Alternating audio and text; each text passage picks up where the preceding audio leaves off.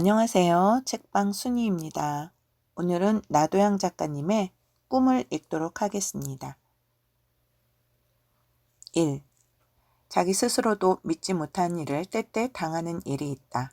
더구나 오늘과 같이 중독이 되리만치 과학이 발달되어 그것이 인류의 모든 관념을 이룬 이때에 이러한 이야기를 한다 하면 혹 웃음을 받을는지는 알 수 없으나 총명한 채 하면서도 어리석음이 있는 사람이 아직 의심을 품고 있는 이러한 사실을 우리와 같이 사람이 쓴다 하면 헤브라이즘이나 헬레니즘, 서로 반대되는 끝과 끝이 어떠한 때에는 조화가 되고 어떠한 경우에는 모순이 되는 이 현실 세상에서 아직 우리가 의심을 품고 있는 문제를 여러 독자에게 제공하여 그것을 해석하고 설명해 내는 데 도움이 되거나 그렇지 않으면 아주 사실을 부인하여 버리게 되고 또는 그렇지 않음을 결정해 낼 수 있다 하면 쓰는 사람이나 읽는 이의 해옥이 될까 하는 것이다.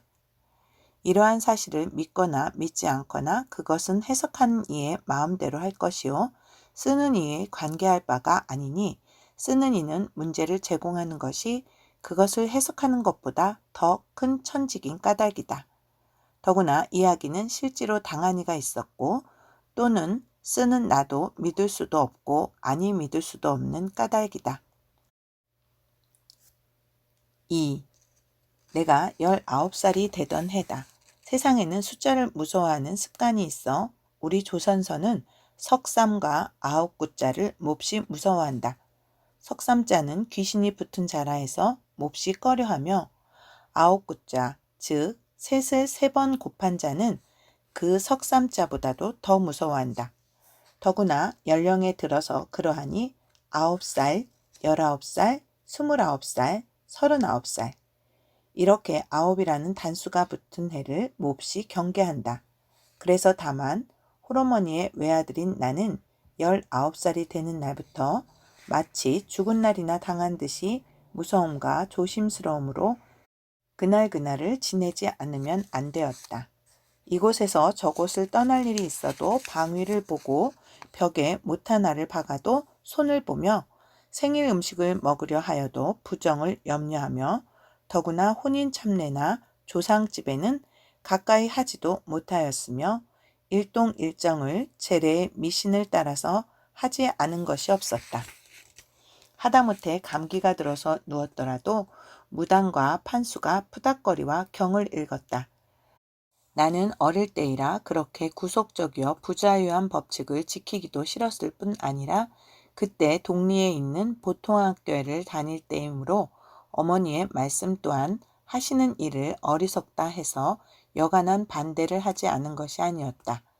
그러나 그것이 어리석은 일인 줄은 알고 자기도 그것이 옳지 않은 일인 줄은 알면서도 그것을 단단히 믿지 않을 수는 없었다. 제사 음식이 눈에 보이면 거기 귀신이 붙은 것 같기도 하여 어째 구미가 당겨지지를 아니하고 길에서 상여를 만나면 하루 종일 자기 생명이 위태한 것 같아서 아니 본 것만 못하였다. 장님을 보면 돌아가고 예방에 내버린 것을 볼 때는 자연히 침을 뱉었다. 쉽게 말하면 이 무서운 인습적 미신을 완전히 깨뜨려 버릴 수가 없다는 말이다. 3. 나는 지금 그때를 돌아보면 여러 가지 행복을 아니 느낄 수가 없다. 아버지가 끼쳐주고 돌아가신 넉넉한 재산과 따뜻한 어머니의 자애로 무엇 하나 불만족한 것 없이 소년시대를 지나오며 따라서 100여호밖에 되지 않는 촌락에서 가장 재산 있고 문벌 있는 얌전한 도련님으로 지내던 생각을 하면 고전적 즐거움을 아니 느낄 수가 없다. 더구나 지금도 거울을 앞에 놓고 내 얼굴을 들여다보면 그때의 보르퉁하고 혈색 좋던 얼굴의 흔적은 숨어버렸으나 잘 정제된 모습이라든지 정기가 넘치는 눈이라든지 살적이 뚜렷한 이마라든지 웃음이 스문 듯 나타나는 듯한 입 가장자리에 날씬날씬한 팔다리와 가늘은 허리를 아울러 생각하면 어디를 내놓든지 귀공자의 태도가 있었다. 그래서 동리에서는 나를 사위 삼으려는 사람이 퍽 많았었다. 하루에도 중매를 들려고 오는 사람이 두세씩 있을 때가 많아서 그 사람들은 서로 눈치들만 보고 서로 말하기를 꺼려 그대로 돌아간 일이 한두 번이 아니었다. 그래서 어머니는 어느 것을 택해야 좋을지는 몰라서 적지 않이 헤매신 모양이요. 또는 그 까닭으로 14살부터 말이 있던 혼인이 19살이 되도록 늦어진 것이다. 4.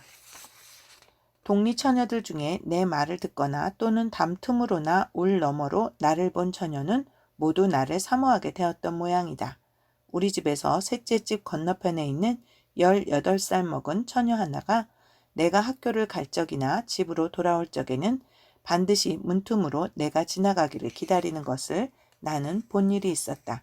어떠한 날은 대담하게도 내가 지나가기를 기다려 자기의 노랑 손수건을 내 앞에 던진 일까지 있었다. 또 어떤 처녀 하나는 자기 부모에게 자기가 나를 사모한다는 말을 하여 직접 통혼까지 한 일이 있었으나 그 집안 문벌이 얕다는 이유로 어머니에게 거절을 당한 후에 그 여자는 병이 들었더니 그 후에 다른 데로 시집을 갔다고 할 적에는 나는 공연히 섭섭한 일도 있었다. 그 중에 가장 내가 귀찮게 생각한 것은 우리 동리에서 조금 떨어진 곳에 주막이 하나 있었는데 그 주막에 술 파는 여자가 나에게 반하였던 일이다. 그것도 내가 학교에 가는 길가에 있는 곳인데 하루는 학교에서 운동을 하고 집에 돌아오는 길에 어떻게 목이 말랐는지 일상 어머니가 하신 물 한 그릇이라도 남의 집에서 먹지 말라는 경계를 어기고 그 주막에 들러서 그 술 파는 여자에게 물 한 그릇을 얻어먹은 일이 있었다. 그 여자란 것은 나이가 22서넛이 되어 보이는 남편이 있는 여자인데 눈이 크고 검으며 살이 검누르고 퉁퉁한 여자로 사람을 보면 싱글싱글 웃는 버릇이 있어 얼핏 보면 사람이 좋아 보이지만은 어디인지 음침한 빛이 있었다. 그 이튿날 나는 무심히 그 주막 앞을 지나려니까 그 여자는 나를 보고 싱긋 웃었다. 그날 저녁에도 싱글 웃었다. 그 웃음이 어떻게 야비한지 나는 그 웃음을 잊으려 하였으나 잊으려 하면 더 생각이 나서 못 견디었다. 그렇지만 그 앞을 아니 지날 수가 없어서 그 웃음을 보지 않으려고 고개를 돌리고 지나간 지 이틀 만에 그 여자는 내가 학교에서 돌아오기를 기다렸는지 문간에 나섰다가 나를 불렀다. 나는 직업을 하여 머리끝이 으쓱하였다. 여보시오 서방님네 왜 그러는고? 나는 돌아보며 물었다. 사내가 와 그렇게 무정한 게요? 나는 사면을 둘러보았다. 그 말하는 사람은 그 사람을 그만두고 그 말을 듣는 내가 몹시 더럽고 부끄러운 것 같은 까닭이었다. 나는 아무 말도 못하고 그대로 돌아서 가려니까 그 여자는 나의 손목을 잡아 끌고 자기 집으로 끌고 들어가려 하였다. 그는 술이나 한잔 하시고 가시오 하며 잡아당겼다. 술? 나는 말만 들어도 해괴하였다. 학교 규칙, 어머니, 학생, 계집, 주정, 음란 이 모든 것이 번득번득 연상이 되어서 온몸이 떨렸다. 이 손 못 놓겠는게요? 나는 손을 뿌리쳤다. 그리고 나는 학생이라서 술 못 먹는지러 하고 뒤로 물러서며 나중에는 얄궂은 일을 다 당하는 게로 하며 앞만 보며 달려왔다. 집에 와서는 얼른 손을 씻어 그 여자의 손때를 떨어버리고 옷까지 바꾸어 입었다. 그 음탕한 눈이며 살냄새가 눈에 보이고 코에 맺히는 것 같아서 못 견디었다. 5. 그 후부터는 그 길로 학교를 갈 수가 없어서 길을 돌아가는 수밖에 없었다. 그전 길로 가면 오리밖에 되지 않는 길을 10리나 되는 산길로 돌아다녔다. 그런데 다행히 그 중턱에는 우리 집 논이 있고 그 논 옆에는 우리 마름이 살므로 저기 안심이 되었다.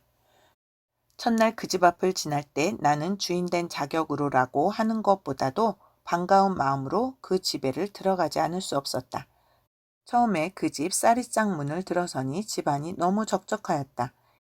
20년 동안이나 우리 집 땅을 부쳐먹는 사람 좋은 늙은 마름도 볼 수가 없고 후덕스러 보이는 그의 마누라도 볼 수가 없다. 하다못해 늙은 개까지도 볼 수가 없었다.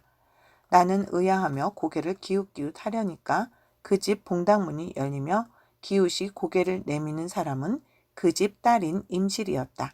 임실이는 어렸을 때 앞치마 하나만 두르고 발바닥으로 어머니를 따라서 우리 집에 드나든 일이 있으므로 나는 그 얼굴을 잘 알 뿐더러 어려서는 같이 장난까지 한 일이 있었다.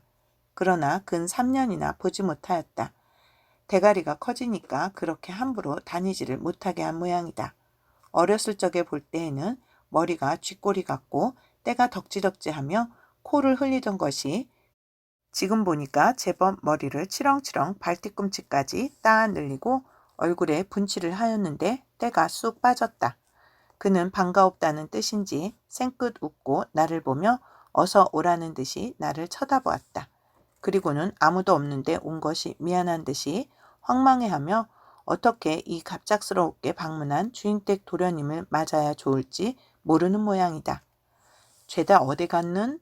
나는 상전의 아들이 하인의 딸에게 향하는 태도로 물었다. 그는 들에 나갔는 게로 하며 다시 한번 나를 곁눈으로 살펴보았다. 길게 있을 시간도 없거니와 이따가 하악할 때에는 또다시 들를 터이니까 오래 있을 필요가 없어서 그대로 학교를 다녀올 적에 다시 들렀다. 그때에는 마름내외가 나를 기다리고 있다가 점심 먹으라고 밀국수를 해주었다. 아마 그 계집애가 저희 부모에게 말을 했던 모양이다. 그 후에는 올적갈적 들렀다. 그 계집애도 상전과 부리는 사람의 관계로 숙친하여졌다.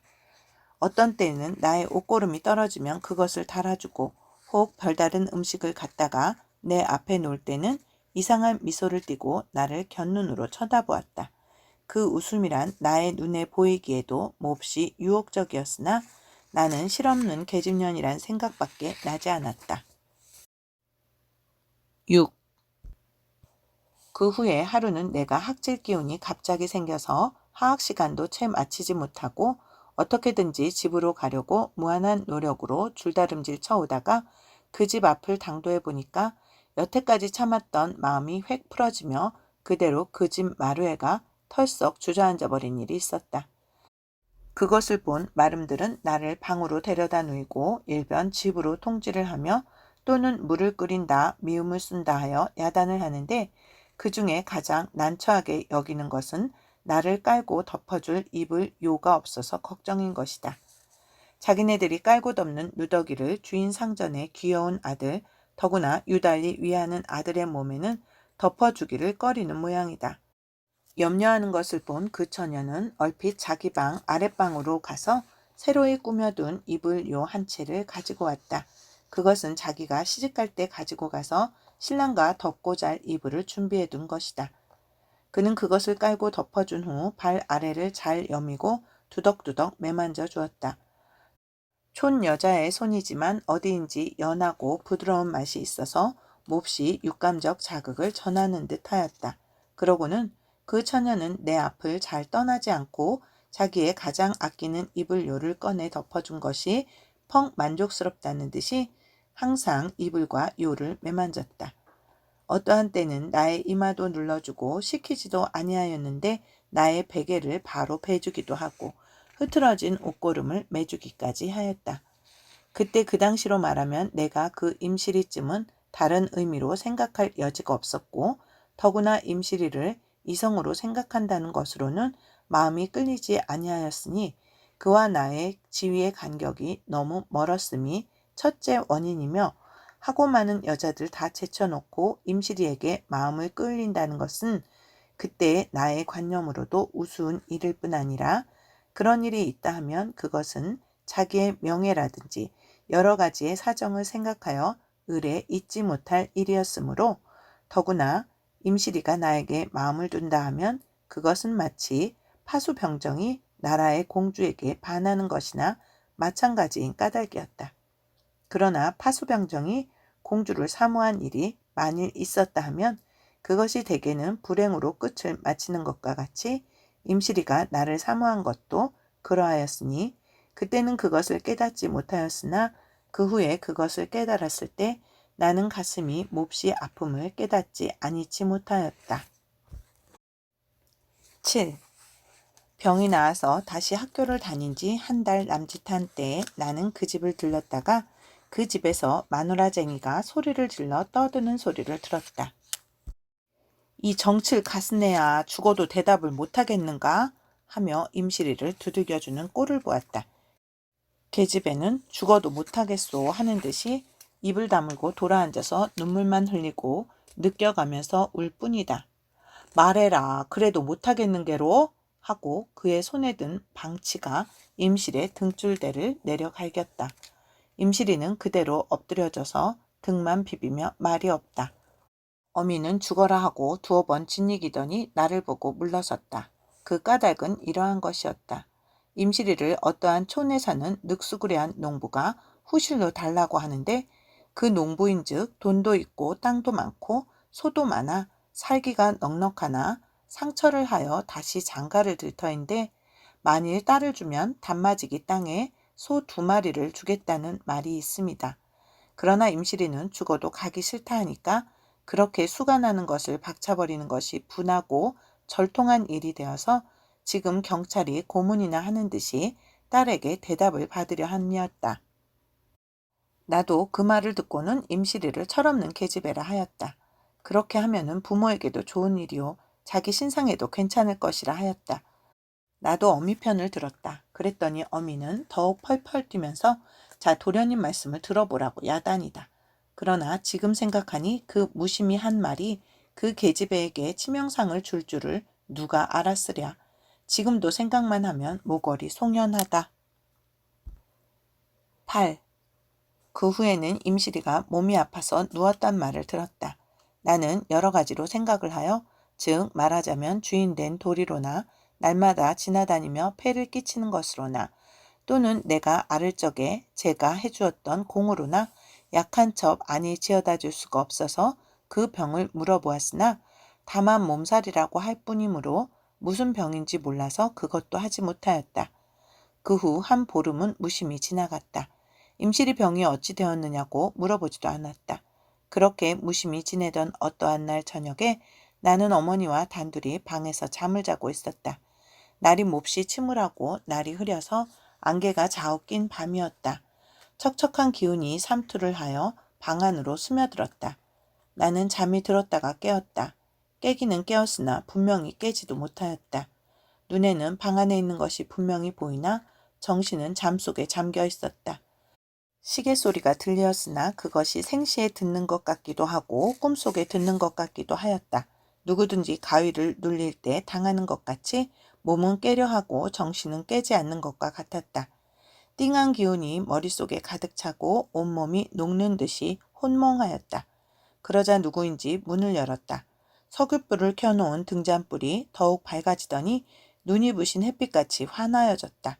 나는 이상하지도 않고 무섭지도 않았다. 생시나 같이 예사로웠다. 문이 열리더니 들어오는 사람이 있었다. 그것은 분명한 임실이었다. 그는 하얗게 소복을 입었었다. 그의 손에는 이상한 꽃가지를 들었었다. 문을 닫더니 내 앞에 와서 섰다. 그는 울음을 참는 사람처럼 처참하게 입을 다물었다. 그는 누구와 이별하는 것 같이 몹시 슬픈 낯으로 나를 보았다. 그의 옷빛은 똑똑하고 선명하게 내 눈에 비추었다. 그는 한참이나 나를 보고 있더니 눈에서 구슬 같은 물을 흘리더니 나의 가슴에 엎드려 울었다. 생시나 꼭 마찬가지 목소리로 나를 향하여 저는 지금 당신을 이별하고 영원히 갑니다.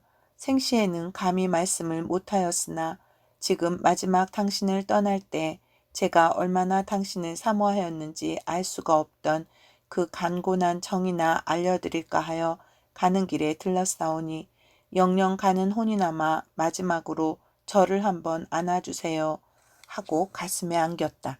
나는 벌떡 일어서며 임실이를 물리치며 버릇없는 가시네년 누구에게 내가 감히 이따위 버르장을 하니 하고 꾸짖었다. 그랬더니 임실이는 돌아서며 원망스럽게 나를 흘겨보면서 그러면 이것이 마지막이니 안녕이나 계시라고 어디로인지 사라졌다.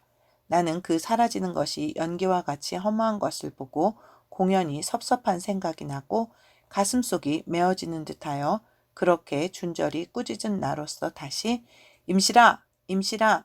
부르면서 따라 나가려 하였다. 그러나 정령코 생시요 모든 것이 분명하고 똑똑한데 다리를 떼어 놓으려면 다리가 떼어지지 않고 무엇이 꽉 붙잡는 것 같으며 입을 벌리려면 혀가 굳어서 말이 나오지 아니하여 무한히 고생을 하고 애를 쓰려 하였으나 마음대로 되지를 않았다. 그러자 누구인지 내 몸을 흔드는 듯해서 눈을 떠보니까 나는 자리 속에 누웠고 옆에 어머니가 일어나 앉으셔서 왜 그러는? 하고 물어보신다. 여러 가지를 종합해 보아서 내가 꿈을 꾸었던 것이다. 꿈은 꿈이나 그것이 너무 역력한 까닭에 어머니께 그런 말씀도 하지 못하고 이상하다 하는 생각으로 그날 밤을 지내었다. 9. 그 이튿날 아침에 학교를 갈 적에는 만사를 제쳐놓고 그 집부터 들렀다. 들르기도 전에 멀리서 나는 가슴이 서운하여지지 않을 수가 없었다. 먹을 것도 못 먹고 입을 것도 못 입고 임실이가 죽단 말이 웬 말이냐. 어미애비 내버리고 내 혼자 어데매로 간단 말고 에고 임실아 하며 어미의 우는 소리가 척척한 마을 고요한 공기를 울리고 내 귀에 들려왔다. 공중에서 날아왔다 날아가는 제비 새끼라든지 다 익은 나달이 바람에 불리어 이리 물결치고 저리 물결치는 것이든지 그 울음소리에 섞여 몹시 애처로운 정서를 멀리 퍼뜨리는 것 같다. 그날 저녁에 나는 잠을 자려 하나 잘 수가 없다. 어머니는 무슨 영문도 모르시고 가지각색 약을 갖다가 나를 권하셨다.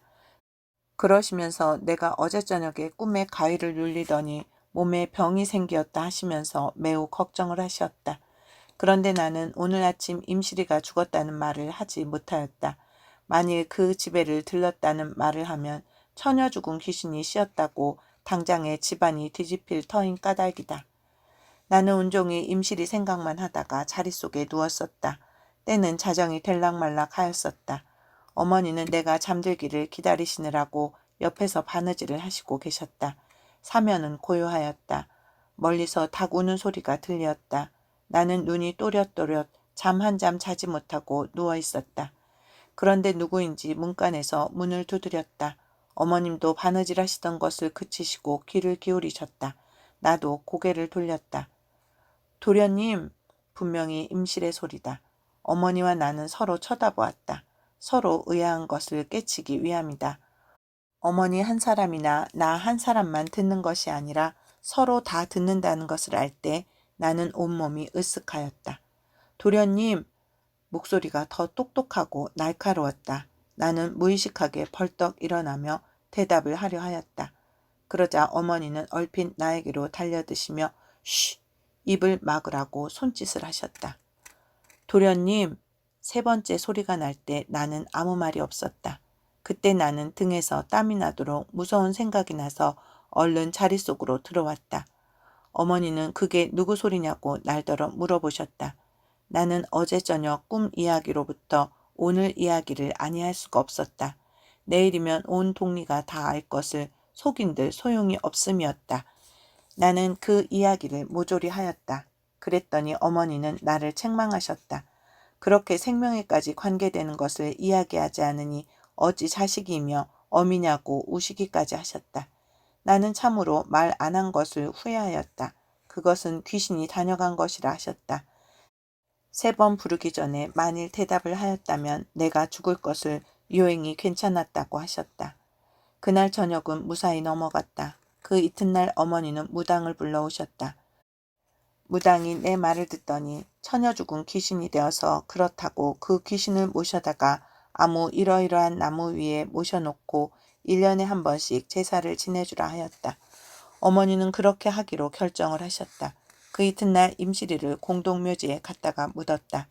나는 서운한 생각으로 그날을 지냈다. 더구나 이 사람으로서는 믿을 수 없는 일을 자기가 직접 당하고 보니 이상하게 마음이 편치 못하였다. 더구나 처녀 귀신이 자기를 찾아다니는 것을 생각하고 여러 가지 미신을 종합해 생각할 때 적지 않이 불안하였다. 그날 밤에도 임실이가 꿈에 보였다. 이번에는 아주 다른 세상으로 가서 모든 세상의 더러운 것을 깨끗이 씻어버리고 선녀처럼 어여쁜 얼굴과 고운 단장을 하고 찾아왔다.